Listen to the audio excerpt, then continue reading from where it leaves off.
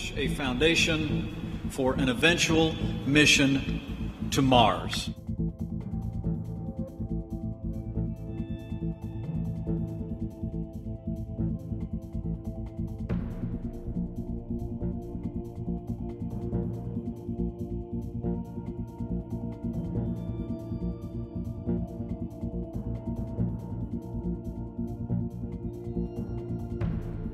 Si l'objectif du programme est de retourner sur la Lune, la NASA veut aller bien plus loin et aller sur Mars. We will return American astronauts to the moon for the first time since 1972 for long-term exploration and use, not only to plant our flag and leave our footprint, but to establish a foundation for an eventual mission to Mars. Pour savoir comment va se faire cette opération, il faut d'abord comprendre les différentes étapes du programme Artemis. Mission numéro 1, envoyer une fusée. Oui, parce que la dernière fois que la NASA a envoyé des astronautes sur la Lune, c'était en 1972. Il a donc fallu développer un nouveau lanceur, le Space Launch System. Il fait 100 mètres de haut et a coûté près de 4 milliards de dollars. Le vaisseau a décollé sans passagers, mais fonctionne comme s'il était occupé. We'll be flying some mannequins and some torsos that are simulated human tissue and organs that are looking at radiation protection, radiation environment, the acceleration of the vehicle and how that affects the human body. Le vaisseau est censé faire un aller-retour vers la Lune en 25 jours, car l'objectif d'Artemis 1 est de vérifier que tout fonctionne correctement avant la mission numéro 2, envoyer des humains dans l'espace. 4 astronautes seront sélectionnés pour cette deuxième étape du programme Artemis, direction la Lune. Enfin, dans cette mission prévue pour mi-2024, les astronautes ne feront que survoler le satellite naturel de la Terre. Il faudra attendre la mission numéro 3 pour qu'enfin des astronautes posent de nouveau le pied sur la Lune. Ils devraient y rester au moins une semaine avant de retourner sur Terre. Mais je vous vois venir. Pourquoi aller sur la Lune et pas directement sur Mars? Ça, c'est Sébastien Bard, sous-directeur exploration et valabilité du CNES, le Centre national des études spatiales, qui va nous l'expliquer.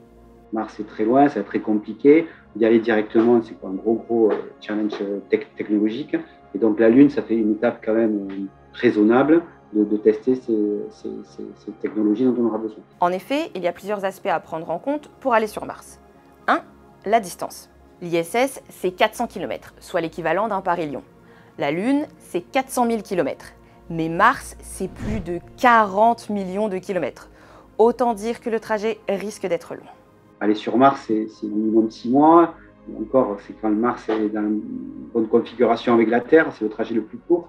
Sinon, ça peut être un an et demi.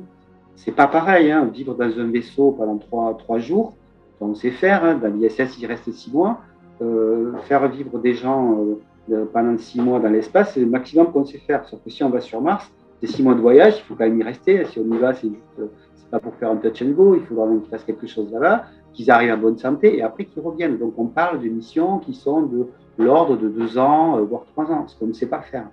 2. L'autonomie. Parce que les astronautes de l'ISS sont régulièrement ravitaillés.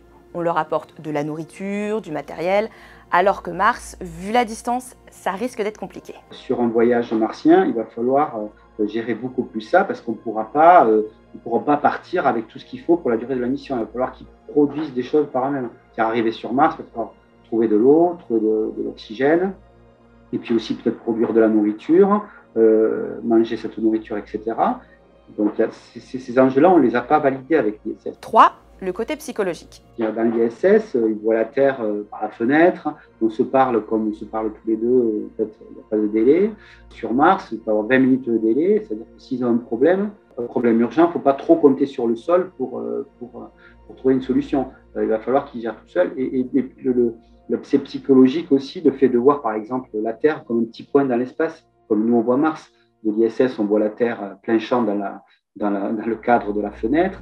De la Lune, ils verront quand même la Terre un peu plus loin. Il y a déjà des aspects psychologiques à gérer, mais bon, on voit qu'elle est là, la Terre.